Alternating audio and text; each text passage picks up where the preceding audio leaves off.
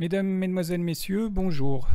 Aujourd'hui, je vais vous présenter une figure ô combien importante dans la culture mésopotamienne.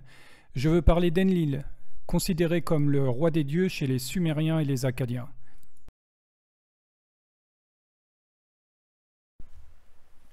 Tout d'abord, nous allons étudier l'étymologie du nom Enlil. Alors, les premières traces écrites de son nom apparaissent vers la fin du 4e et le début du 3e millénaire avant notre ère. Il y a eu beaucoup de débats concernant l'écriture et donc l'étymologie et la signification de ce nom. L'écriture et la lecture du nom de cette divinité sont encore incertaines, et même si nous lisons Enlil, la traduction de Lil pose problème. En effet, En signifie Seigneur, alors que Lil peut très bien dire vent, fantôme ou esprit. La signification de Seigneur fantôme est peu probable. En effet, bien qu'il fût envoyé par les siens dans les enfers pour le punir du viol de Ninlil dans le mythe Enlil et Ninlil, il n'y a aucune allusion concernant un rapprochement entre les fantômes et Enlil. L'interprétation de Lil comme vent est apparemment un développement secondaire du premier millénaire avant notre ère, qui a conduit à une interprétation du nom d'Enlil comme Seigneur du vent ou Seigneur de l'air. Cela a conduit certains chercheurs à construire une cosmologie ordonnée verticalement, qui se composait des dieux An, le ciel, Enlil, l'atmosphère, et Enki, la terre. Mais cela reste encore très théorique. Dans le poème Enlil dans les cours, il est associé à cet élément. Alors je vais vous lire les vers 97 à 99 de ce mythe. Alors que le vent de la montagne occupait le trône, il traversa le ciel comme un arc-en-ciel. Comme un nuage prééminent, il se déplace par lui-même. Il est aussi considéré comme une tempête rugissante dans l'hymne à Laou. Vers 62, vers le ciel, il rugit comme une tempête. Les Sumériens croyaient que certains nombres avaient une signification rituelle particulière. Dans ce système numérique, Enlil était associé à l'entier naturel 50.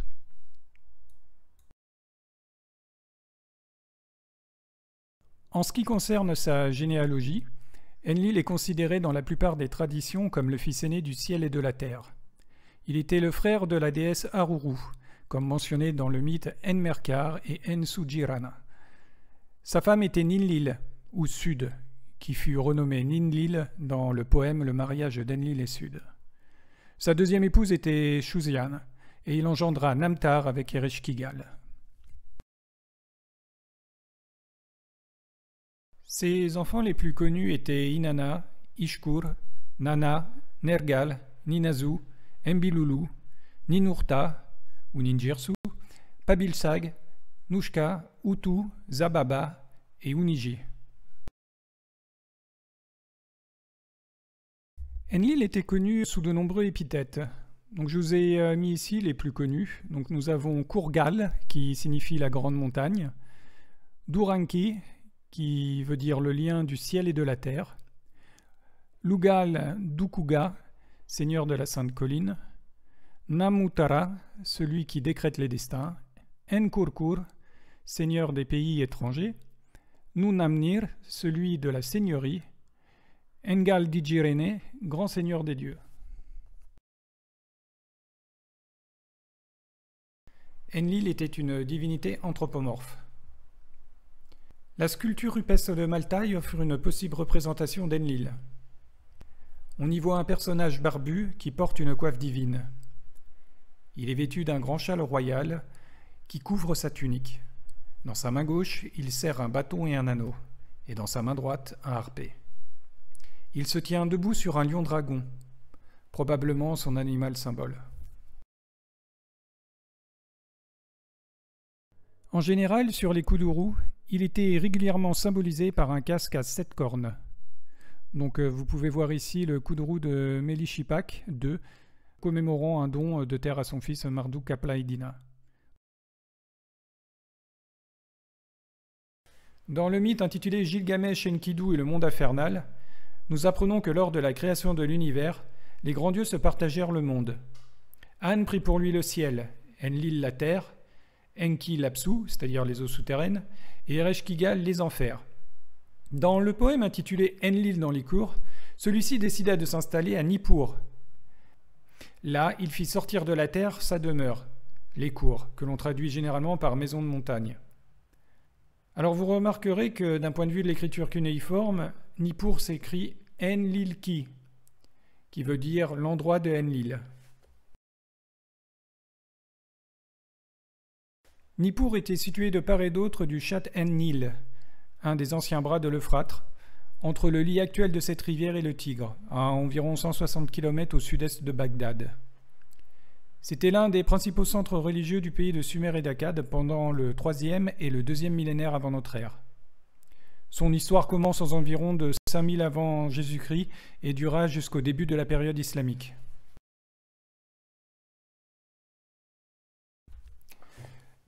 Le site de Nippur mesure environ 1,5 km de long sur 700 de large. Son point culminant est une colline conique s'élevant à 25 mètres au-dessus du niveau de la plaine environnante. Les fouilles ont révélé les structures suivantes. Nous avons un mur d'enceinte massif avec 6 portes, protégées par un fossé et enfermant une superficie d'environ 135 hectares.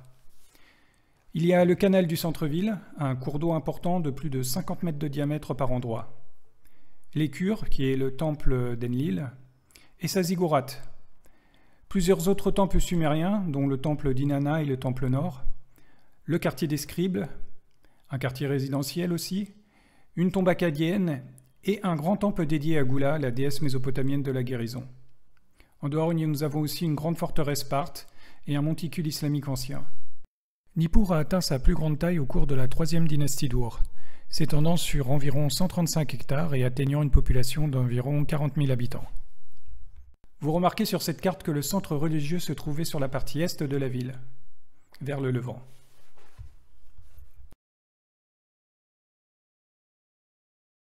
Nous allons nous concentrer maintenant sur l'Écure. Alors les premières traces historiques de ce lieu de culte apparaissent au 3e millénaire avant notre ère, sous le règne de Messanepada. Nous sommes aux environs de 2560 à 2525 avant Jésus-Christ. Le roi Urnammu donna au temple Écure sa forme caractéristique finale. Il érigea pour cela une terrasse en briques d'environ 12 mètres de haut, couvrant une superficie d'environ 32 000 mètres carrés. Les Sumériens considéraient ce lieu de culte comme un canal de communication entre les dieux et les hommes, notamment grâce au Duranki, que l'on nomme aussi le lien entre le ciel et la terre. Écure était la résidence principale d'Enlil sur notre planète, qu'il partageait avec son épouse Ninlil et des divinités dites mineures. Il était organisé autour d'une grande cour, le Kisalma, protégée par une enceinte dans laquelle se trouvaient des pièces annexes. Dans l'Écure ou le Cure se trouvait le temple de Ninlil et une pièce où se déroulait l'assemblée des dieux que l'on nommait Upsikinaku. La partie la plus sainte du temple d'Enlil se nommait l'Eshara. Dans l'Écure se trouvait une ziggourate de 3 étages en briques sèches, revêtue de briques cuites au four et posée dans du bitume. La base de la ziggourate était rectangulaire et mesurait 39 mètres sur 58, couvrant ainsi 2262 mètres carrés.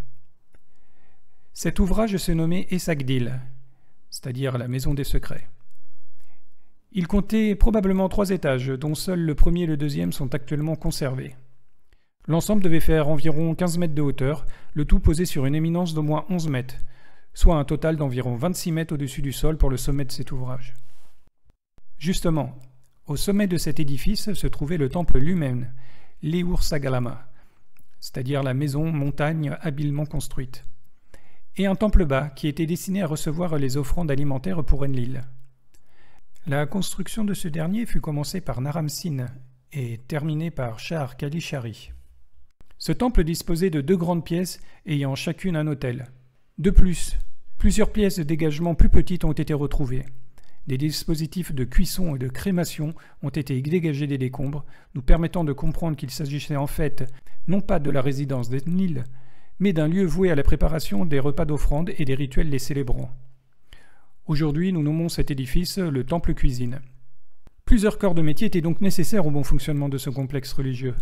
En plus de plusieurs catégories de prêtres voués au service cultuel, il fallait compter au sein de l'Écure des cuisiniers, du personnel administratif, des gardiens, etc., etc.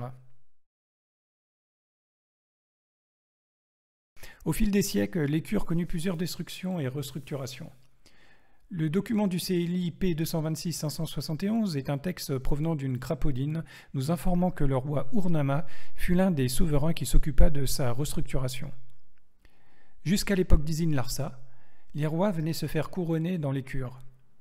Son importance diminua avec l'émergence de Babylone et de son dieu Marduk.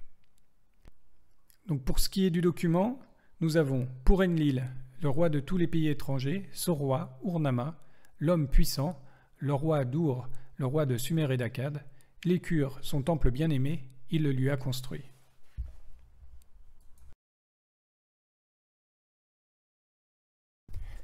Nous allons maintenant nous pencher sur ses fonctions.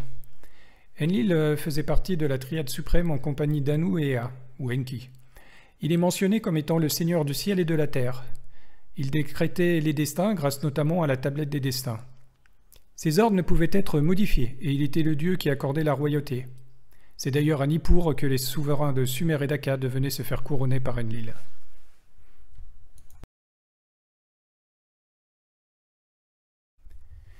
Il était aussi connu pour être le juge compétent et le berger de son peuple et de toutes les créatures vivantes.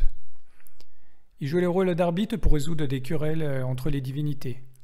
Il régnait sur une partie du ciel, un espace situé au nord de l'équateur céleste, dans lequel nous trouvons la planète Jupiter ainsi que 33 étoiles ou constellations.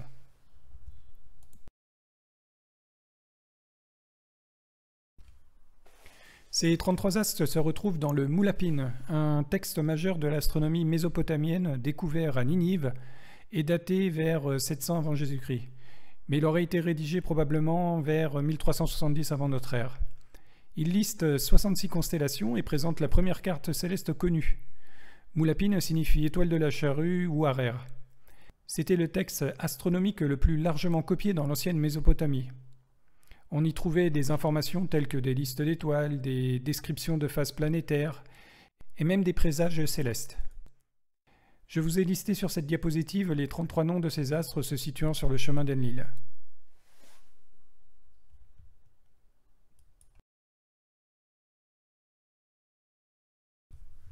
Comme tout bon Anunnaki qui se respecte, Enlil pouvait être soit un bienfaiteur, soit un destructeur.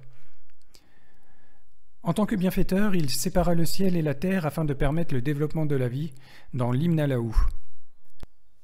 Dans l'Uzumwa, là où pousse la chair, il utilisa sa houe pour placer le premier modèle de l'humanité dans le moule à briques et lança ensuite la production des premiers hommes. Dans Enlil dans les cures, il fut à l'origine du bon fonctionnement de la civilisation urbaine, de l'agriculture, de l'élevage et des rites religieux. Le voyage de Nanasuen à Nippur nous informe que les dieux comme les hommes multipliaient les offrandes à son égard afin de recevoir ses faveurs, à savoir prospérité et bien-être. Dans le Loup-Galé, il conseilla Ninurta dans la stratégie à utiliser pour vaincre le monstre Assag. Enfin, il offrit la vie éternelle aux survivants du déluge pour avoir préservé les animaux et la semence de l'humanité.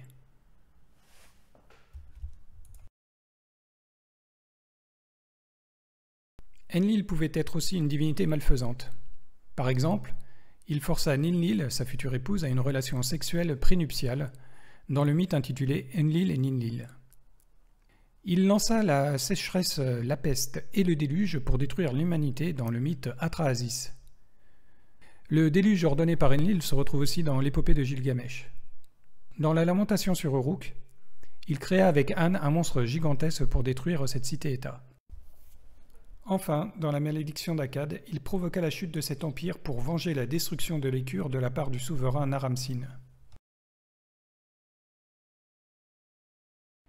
Le culte d'Enlil commença à décliner sous le règne du roi babylonien Hammurabi, après que ce dernier eut conquis Sumer et réorganisé le panthéon mésopotamien. Donc là, nous sommes dans les alentours de 1792 à 1750 avant Jésus-Christ. Son culte continua de régresser après la prise de Nippur par les Élamites en 1230 avant notre ère et fut finalement supplanté en tant que divinité principale du panthéon mésopotamien par le dieu national babylonien Marduk sous le règne de Nabuchodonosor Ier.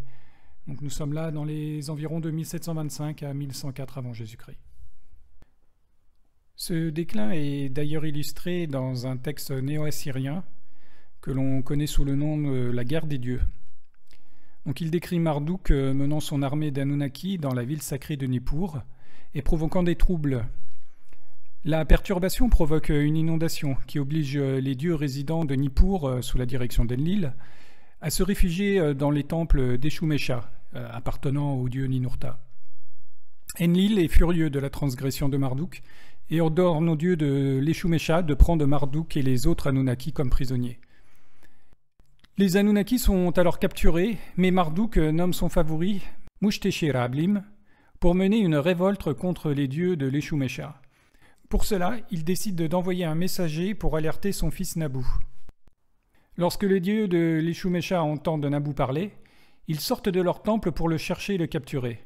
C'est alors que Marduk bat les dieux de l'Eshumesha et fait 360 prisonniers de guerre, dont Enlil lui-même. Le reste du récit est malheureusement perdu. Mais il est clair que ce texte est en fait l'illustration de la passation de pouvoir entre Enlil et Marduk.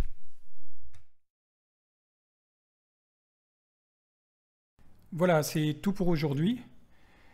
Donc pour les personnes qui souhaitent en savoir un peu plus sur Enlil, je vous invite à consulter les notes que vous avez pu voir lors de cette présentation.